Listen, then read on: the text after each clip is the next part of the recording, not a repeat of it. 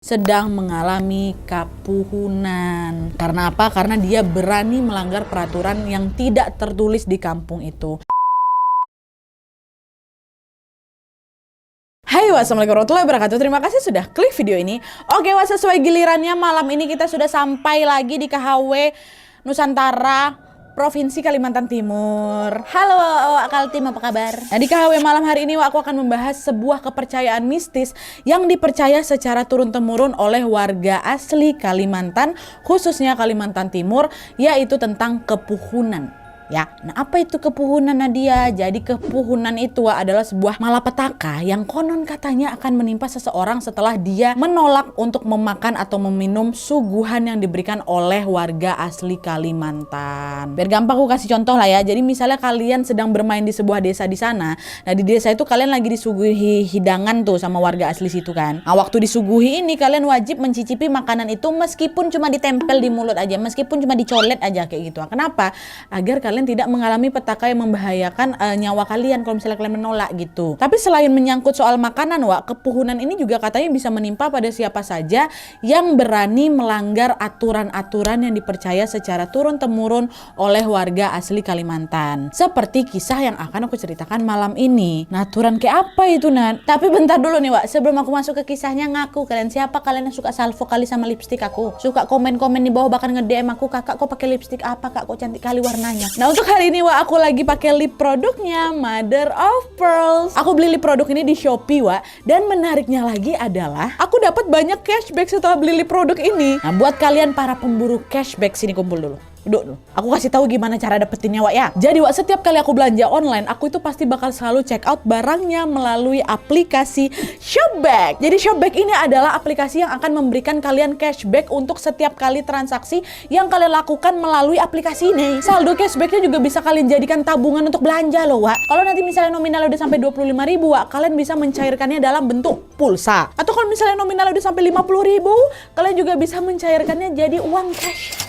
Pokoknya setiap kali belanja pakai Shopback, rasa-rasanya malah kayak lagi nabung kita nih. Kita yang belanja, kita pula yang dibayar, Nah, coba kalian lihat saldo cashback aku udah berapa. Lumayan kali kan, Mulai sekarang buat kalian yang suka belanja online, pastikan belanjanya lewat Shopback aja udah. Tenang aja, Shopback ini sudah terintegrasi dengan banyak sekali e-commerce. Mulai dari Shopee, Uniqlo, Tokopedia, Lazada, Blibli, Agoda, Booking.com, Tiket.com, ada.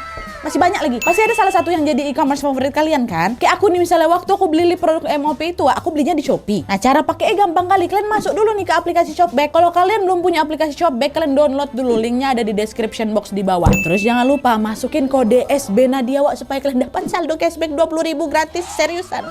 Nah, kalau udah tinggal daftar buat akun. Kalau aku daftarnya pakai Facebook, biar lebih cepat. Nah, kalau udah tinggal masuk ke Shopback, terus pilihlah itu merchant kesukaan kalian, Nah, karena tadi aku mau check outnya di Shopee, jadi aku pilih Shopee nih, ya kan? Nah, nanti detail cashbacknya bakal muncul tuh, Ya udah, kalian tinggal klik aja continue to app. Dan setelah itu kalian langsung diarahkan ke merchant yang sudah kalian pilih tadi. Udah, selesai. Tinggal kalian langsung belanja seperti biasa aja, dan cashbacknya ini juga akan langsung masuk ke akun Shopback kalian setelah transaksinya terverifikasi tentunya. Untung kali kan, betul-betul berasa macam lagi nabung nih dibuatnya. Buat kalian yang suka belanja online atau suka beli tiket-tiket online, wajib pakai aplikasi Shopback, ya. Kenapa?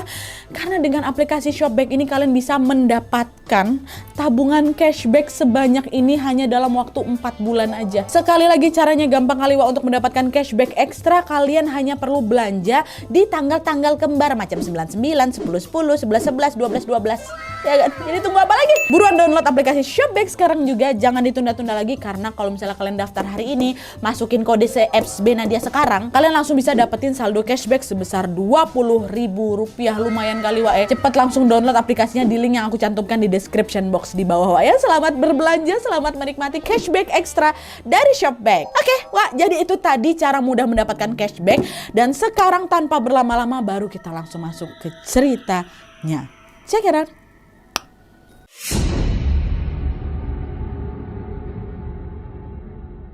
Oke Wak, jadi kisah malam ini dikirim sama Wawa aku yang namanya Dina dari Kalimantan Timur. Halo Dina. Nah sebelum lanjut ke ceritanya Wak, aku mau jelasin dulu secara singkat tentang latar belakang Dina ini ya. Jadi sebenarnya kedua orang tuanya Dina ini bukan orang asli Kalimantan Wak. Bapaknya berasal dari Madura, sedangkan ibunya berasal dari Malang, Jawa Timur. Sejak dulu orang tuanya Dina ini sudah merantau ke tanah Kalimantan, tepatnya di Samarinda. Sehingga Dina beserta adik-adiknya pun lahir dan besar di sana. Nah karena sejak lahir Dina sudah menetap di Kalimantan, ketika beranjak dewasa ya Dina juga bertemu dengan jodohnya di Kalimantan juga. Kita sebut aja lah nama suaminya ini Bang Soni ya. Dan kebetulan Bang Soni ini adalah orang asli Kutai Kartanegara, Kalimantan Timur. Nah dah tuh singkat cerita, setelah Dina dan Bang Soni menikah, mereka pun sepakat untuk mengontrak sebuah rumah yang tidak jauh dari tempat Bang Soni ini bekerja. Pada saat itu Bang Soni ini bekerja sebagai seorang karyawan di perusahaan yang kita sebut aja lah namanya PT Maju ya.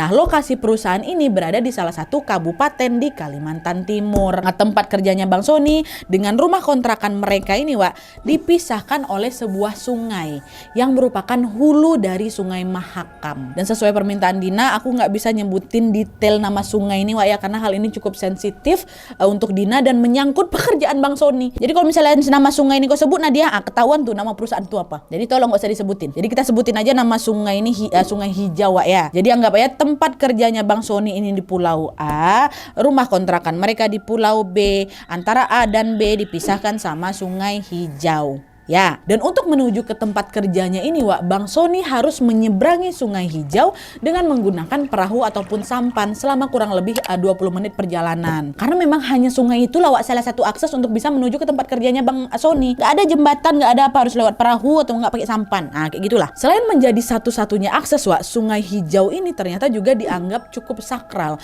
oleh masyarakat setempat kata Dina. Saking sakralnya Wak, warga di sana tuh punya semacam kepercayaan gitulah, dimana warga pendatang atau warga perantau atau warga baru yang bukan asli daerah itu disarankan untuk mengucapkan permisi atau juga meminum air yang berasal dari Sungai Hijau itu. Dan setelah mengetahui mitos itu, Dina pun selalu berucap permisi dalam hati setiap kali melintas di Sungai Hijau, sehingga Dina juga sama sekali belum pernah nih mengalami gangguan atau kejadian yang aneh-aneh pertama-tamanya memang. Tetapi Wak, pada suatu hari adalah ini sebuah kejadian tragis yang menimpa dua warga pendatang lainnya. Dina salah satu saksinya dan Bang Soni salah satu yang terlibat di situ. Apa yang terjadi? Masuk. Nah jadi Wak ceritanya pada suatu hari Dina ini sedang berbahagia karena hari itu dia tuh berulang tahun. Dina yang pada saat itu mengantar Bang Soni ke dermaga atau ke pelabuhan untuk bekerja seperti biasa ini bilang, sayang hari ini kan aku ulang tahun, ayolah kita rayain kecil-kecilan lah yang yuk kita pergi kemana kayak gitu, bosan pula aku di rumah, kata si Dina. Oh iya sayang, nanti malam kita makan-makan yuk ke kota, which is ya adalah ke kota lah gitu. Nanti abang usahakanlah pulang kerjanya lebih awal ya, kata Bang Soni. Betul bang ya, nanti aku tunggu di rumah bang ya, kata. Iya ya betul, nanti aku cantik-cantik ya, kayak gitulah. Dah bang berangkat dulu ya, kata siapa ini, kata si Bang Soni kan. Setelah itu Bang Soni pun menyeberang sungai dengan menggunakan perahu. Hari itu berlalu sangat cepat Wak, sehingga tidak terasa waktu sudah menunjukkan pukul 6 sore. Nah di sore itu Nadia entah kenapa Dina ini merasa ada sesuatu yang gak biasanya. Cuaca sore hari itu panas sekali Nat, panas. Padahal langit lagi mendung-mendungnya, sore kan harusnya gak sepanas ini entah kenapa panas. Pun nengok atas langit mendung. Dina yang sedari tadi duduk di teras sambil menunggu Bang Soni pulang pun memutuskan untuk ya udahlah aku mandi aja lah dulu. Udah gerah kali ini tumben sore-sore ini panas ya kan. Nah setelah mandi bukannya merasa segar Wak, Dina ini justru merasa makin gerah lagi. Ngebatin lah Dina dalam hati kan, kok tumben lah gerah kali kan, padahal udah jam segini loh. Ada apa-apa gak ya ini gitu. Meskipun keheranan Dina pun yang gak begitu ngambil pusing lah Wak, dan lanjut berwudu melaksanakan sholat maghrib. Nah selesai sholat maghrib selesai Wak, tiba-tiba handphonenya Dina berbunyi dan ternyata itu adalah chat dari suaminya Bang Soni.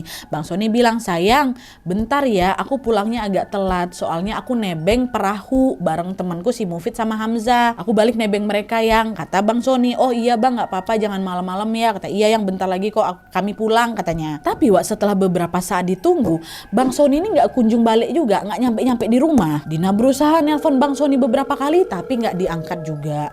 Sampai jam menunjukkan pukul 8 malam, Bang Sony juga tetap nggak balik. Cemaslah Dina. Akhirnya Dina pun menelpon teman kerjanya Bang Sony yang memang dia kenal, tapi bukan yang dua teman yang bareng Bang Sony, Wak. Temannya Bang Sony yang lain. Dah ditelepon kan. Maaf Bang, suamiku masih ada di kantor nggak ya? Kalau ya tolong bilang Mas, saya nyariin katanya. Loh, Sony udah balik dari tadi Kak sama si Mufid dan Hamzah, kata kawannya ini. Oh gitu ya Bang ya, jam berapa baliknya? Soalnya sampai sekarang belum pulang juga loh Bang Sony, katanya. Dari tadi Kak, sebelum maghrib mereka udah balik tuh bertiga. Nah, mendengar jawaban ini Dina makin cemas lah, Wak. Seharusnya pada saat itu Bang Sony sudah sampai di rumah nih, karena waktu tempuh dari kantornya nyebrang ke rumah tuh cuma paling 20 menit Nadia. Di situ Dina berusaha lah kan menenangkan diri. Dia berpikir, oh mungkin Bang Sony mampir ke suatu tempat nih buat beliin aku surprise. Ini kan hari spesial aku gitu kan dalam hati ya. Tapi habis itu aku mikir lagi Nadia, gak mungkin lah Bang Sony ini mampir kemana-mana. Orang area kantornya sama sekali gak ada toko, gak ada warung, gak ada mall kok. Gak ada bangunan apapun selain hamparan kebun sawit. Mau mampir kemana dia? Menyadari hal itu cemas lagi lah si Dina. Kan dia terus tuh ngubungin suaminya, tapi gak diangkat-angkat juga. Singkat cerita, pada jam 9 malam, Wak, barulah ini Bang Sony balik bersama dengan kedua temannya tadi, Mufid sama Hamzah. Nengok suaminya balik agak marah lah ini kan Kak Dina nih. Abang nih gimana nih? Kan kita udah janjian makan-makan, malah balik kok jam segini. Dari situlah Dina tahu dia bawa kawannya. Dan gak cuman bawa kawannya aja, Wak. Dina juga menyadari mereka bertiga ini muka pucat, ketakutan. Kenapa kalian? Masuklah dulu, masuk. Kenapa Bang? Dina pun menyempatkan diri membuat teh sambil menyuruh mereka beristirahat sebentar. Setelah terlihat cukup tenang, Wak, barulah di situ Bang Sony menjelaskan ke istrinya Dina kalau mereka pulang terlambat karena malam itu mereka baru saja menyelamatkan seorang bapak-bapak di sungai. Jadi menurut ceritanya Bang Sony nih, Wak, ya, ini POV Bang Sony nih, ketika sedang menyeberang sungai dengan perahu itu, kebetulan waktu itu juga air sungai lagi surut, Wak. Hamzah, temannya Bang Sony yang memegang kemudi perahu, melihat ada seorang bapak-bapak yang berada di sungai, bukan di atas perahu, di sungai. Nah, si bapak ini, Wak, dalam posisi berdiri di mana kepala dan dadanya ada di permukaan air, sedangkan bagian pinggang ke bawahnya ada di dalam sungai. Jadi setengah mengapung gitu kan, tapi berdiri ya. Setelah perahu yang Hamzah kemudikan ini semakin dekat, dia barulah menyadari bahwa bapak-bapak itu tampak seperti sedang kesulitan mengangkat badannya untuk naik ke tepi sungai. Jadi kakinya tuh macam kelihatan bergerak-gerak, Wak, macam orang mau berenang, tapi dia macam nggak nyampe-nyampe ke tepi gitu loh, nggak bergerak. Dan yang semakin membuat Hamzah terheran-heran adalah si bapak ini sama sekali nggak minta tolong sama mereka yang lagi lewat itu, enggak. Sehingga Hamzah yang awalnya berniat untuk menghampiri si bapak ini jadi diurungkannya niatnya. Oh alah, pasti bisa naik sendiri bapak itu. Kalau memang nggak bisa pasti dia minta tolong sama kami, ya kan? Dan tuh Hamzah pun tetap tuh melajukan perahunya. Bapaknya masih tergoyang-goyang macam yang nggak bisa bergerak itu. Lewatlah Hamzah nih, ngeng gitu. Nah, setelah cukup jauh, entah kenapa Hamzah merasa ada sesuatu yang janggal nih sama bapak-bapak tadi, sehingga dia pun tergerak hatinya untuk memutar balik si perahu ini dan mengecek keadaan bapak misterius tadi, Wak. Ini kayaknya dia nggak betul nih, udahlah balik lagi aku, kata si kata si Hamzah. Secara tiba-tiba, Wak, Hamzah pun memutar kemudi perahunya.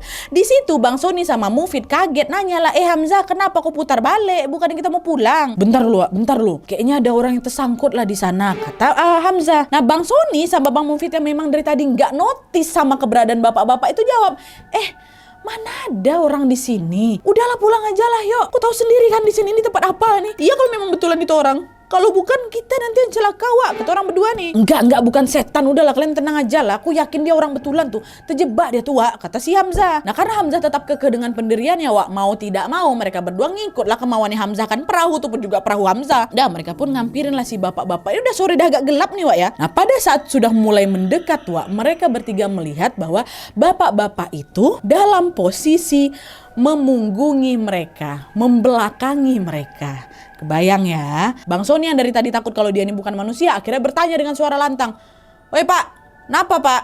Ada apa Pak?" Mendengar pertanyaan Bang Sony, bapak yang tadi membelakangi mereka, Wak, langsung menoleh ke belakang. Kayak gitu, ya Allah merinding, terbayang lagi sama aku astagfirullahaladzim. Dan ternyata, Wak, memang betul, dia adalah seorang manusia nih, bukan setan, bukan hantu. Tepatnya seorang bapak-bapak yang kurang lebih berusia 40 tahunan, Wak. Tapi bapak tuh pucat kali dan macam orang ketakutan gitu. Ini masih mengambang dia nih, Wak, ya, masih setengah badan dia nih di atas sungai tuh. Bapak tuh nengok tapi gak ngerespon apa-apa, Wak. Bang Sony nanya lagi, Pak, bapak orang mana, Pak? Bapak tinggal di mana? Ngapain bapak di sini? Dengan suara gemetar, Wak, si bapak itu bilang, "Saya Adi, saya dari Makassar.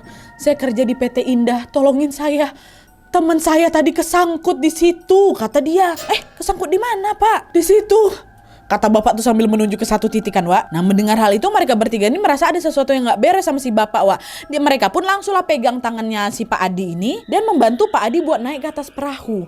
Udah Pak, naik dulu. Tapi waktu mau diangkat, entah kenapa tubuhnya Pak Adi ini berat kali, nggak bisa dinaikkan. Coba. Ini mereka bertiga cowok besar badannya ya. Naikin nggak mau. Kakinya Pak Adi ini seperti tertancap ke dasar sungai itu, Wak. Sehingga Pak Adi agak kesulitan gitu untuk menggerakkan tubuhnya, memang nggak bisa ditarik. Nah, Pak Adi udahlah bang, tolong bang, ada yang narik kaki saya bang, katanya. Mendengar teriakan itu, mereka bertiga yang awalnya ada yang mau berniat turun ke air untuk mendorong badannya Pak Adi, Wak, jadi nggak jadi itu. Ada yang narik, nanti aku tuh tarik pula. Tunggu pak, bentar pak ya. Teriak histeris lagi Pak Adi, bang, tolong bang, kaki saya ditarik lagi nih bang. Pak bentar lu pak, tenang lu bapak, kata Hamzah. Karena tidak menemukan cara untuk mengangkat tubuhnya Pak Adi ke atas perahu, Wak. Hamzah pun macam mengeluarkan ban pelampung seadanya itu ke si bapak ini. Pak udah pak, jangan panik, ini ban bapak taruh di leher bapak, tangan bapak dua-duanya pegang perahu ini ya, kata si bang Hamzah. Dan tepat setelah mengatakan hal itu, aduh merinding, Hamzah dibuat terkejut ketika dia hendak membantu bapak itu untuk meraih pelampung. Kan dia mau ngasih pelampung nih. Waktu dia mau kasih, di sana dia melihat ternyata ada sosok anak kecil di dalam air yang lagi peluk kakinya Pak Adi itu, Wak, dari dalam air tuh.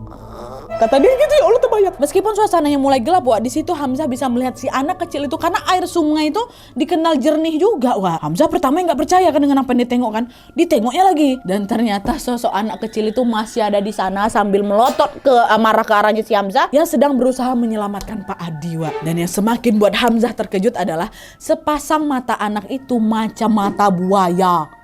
Kalian pernah tengok mata buaya kayak mana kan? Kayak gitulah mata anak tuh. Hamzah yang ketakutan pun langsung bilang ke Bang Sony, Son, kau pegangin tangan bapak ini erat-erat ya, jangan sampai jatuh, katanya. Tanpa berlama-lama Bang Hamzah pun langsung melajukan perahunya dengan kecepatan tinggi di sini, Wak. Sedangkan Bang Sony dibantu sama Mufid terus memegangi tangan si bapak. Jadi bapaknya ini nggak diangkat naik ke perahu, Wak, tapi macam diseret gitu menuju ke seberang sungai. Jadi mereka di atas perahu, bapak ini diseret. Karena nggak bisa dinaikkan kan. Nah, dibawa tuh sampai mau ke tepi sungai. Dan pada saat ingin menghentikan perahunya, Wak, Hamzah masih bisa melihat dengan jelas kalau sosok anak kecil yang meluk kakinya Pak Hamzah tuh masih mengikuti mereka dan masih memeluk kakinya Pak Hamzah. Bisa kalian bayangkan, kita tarik nih Pak Hamzah. Nah, dia masih di sini nih. Nggak lama kemudian Hamzah ngebatin dalam hati kan, tolong jangan ganggu ya, itu kata Hamzah. Dan nurut pula tua. Tepat pada saat itu pula sosok itu pun menghilang, sehingga Pak Hamzah ini bisa diangkat naik ke daratan. Dah nih, sesampainya di daratan, mereka pun langsung mengantar si Bapak Adi ini untuk kembali ke mes PT Indah tadi, tempat dia bekerja yang memang berada di Pulau B ini, Wak. Setelah ditanya-tanya, barulah Wak, Pak Adi ini mengaku kalau ternyata sepulang bekerja tadi, dia dan juga seorang temannya yang kita sebut aja namanya Pak Jojo bermaksud pergi memancing di Sungai Hijau ini, Wak. Dan FYI, Pak Adi sama Pak Jojo ini bukan warga asli kampung, Wak, ya. Mereka berdua adalah pendatang. Menurut cerita atau kesaksian dari Pak Adi, Wak, sore hari itu sepulang bekerja mereka ini bermaksud untuk pergi ke Sungai Hijau buat mancing. Sesampainya di tepi sungai itu, Pak Jojo kawannya Pak Adi ini bilang, airnya lagi surut tuh, kita berenang aja lah yuk sekalian sambil nyari ikan, kata Pak Jojo. Oh iya ya, boleh.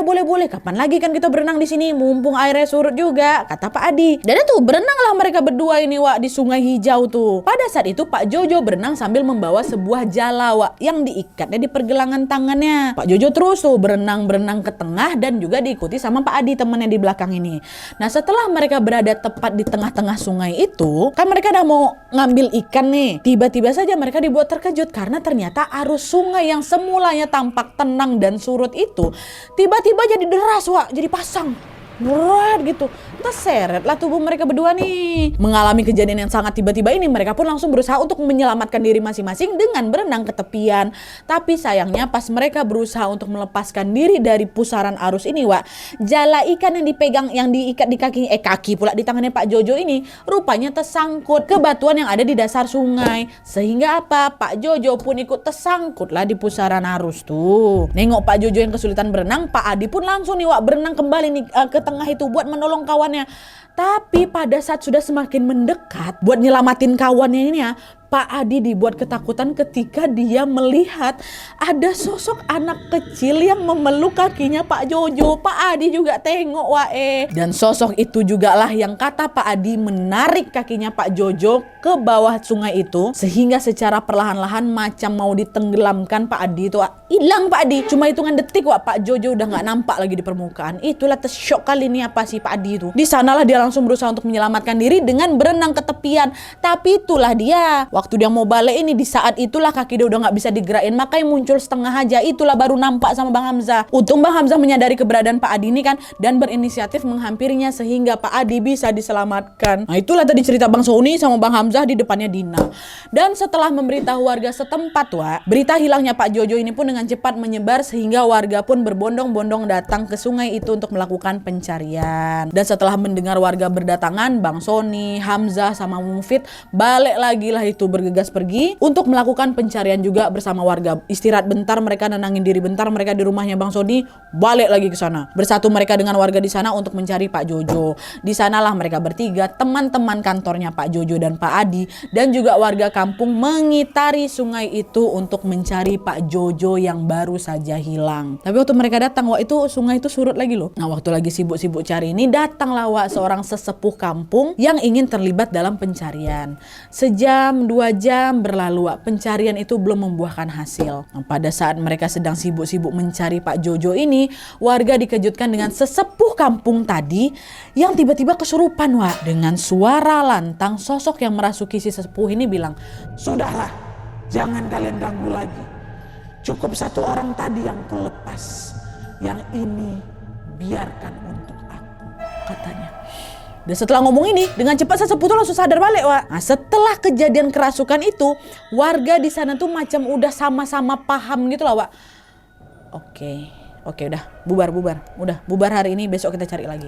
Kalian ngerti sama-sama paham tuh apa?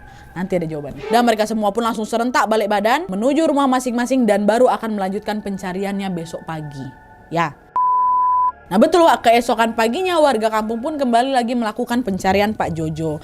Nah pencarian di hari kedua ini jauh lebih ramai lagi Nadia, karena semua karyawan PT Indah tempat Pak Jojo sama Pak Adi ini kerja diliburkan guna hanya untuk mencari keberadaannya Pak Jojo. Pada saat mereka sedang fokus mencari-cari ini tiba-tiba mereka dikejutkan dengan teriakan salah satu warga di sana yang bilang, Pak, di sini Pak Jojo ada di sini," kata si warga ini.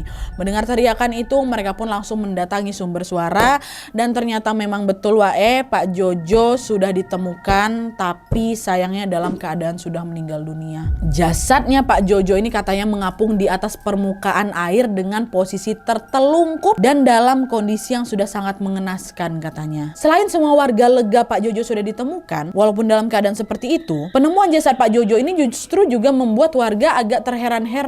Kenapa? Pertama, Pak Jojo ini ditemukan dalam kondisi meninggal dunia, padahal air sungai ini lagi surut.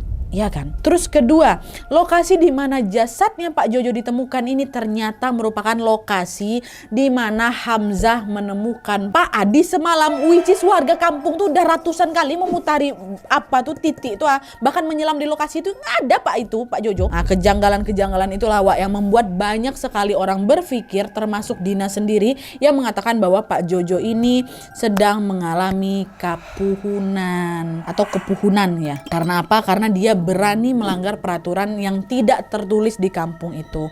Kalian masih ingat kan tadi apa yang aku bilang di awal? Sungai Hijau ini merupakan sungai yang dianggap sakral, sehingga tidak banyak warga asli sana yang berani berenang di sana, di sungai itu. Warga asli sana loh nggak berani. Nah ini Pak Jojo sama Pak Adi yang merupakan pendatang justru berani itu berenang di sana, bahkan menangkap ikan di situ dengan menggunakan jala lagi Nadia, bukan alat pancing. By the way, ini kata Dina ya, memancing dengan jala di kampung itu merupakan sesuatu yang tidak umum dilakukan. Itulah kenapa akhirnya konon Pak Jojo sama Pak Adi ini mengalami musibah karena melanggar aturan yang tidak tertulis tadi. Dan ucapan sesepuh yang kemasukan tadi itu seperti sudah pertanda gitu loh, bahwa yang mau dilepaskan sama mereka itu ya cuma Pak Adi aja. Pak Jojo biarlah di sini kan gitu kan. Nah itulah kenapa warga semua udah pada paham, oh Pak Jojo ditahan nih di sini kayak gitu. Dan FYI nih sebenarnya di sini Dina sempat foto dan juga merekam kejadian pada saat Pak Jojo ditemukan, dan foto sama videonya itu dikirim ke email kami. Tapi Dina berpesan, Nat nggak usah di share, cukup pemandangan itu kau sama tim aja yang nengok, jangan disebar.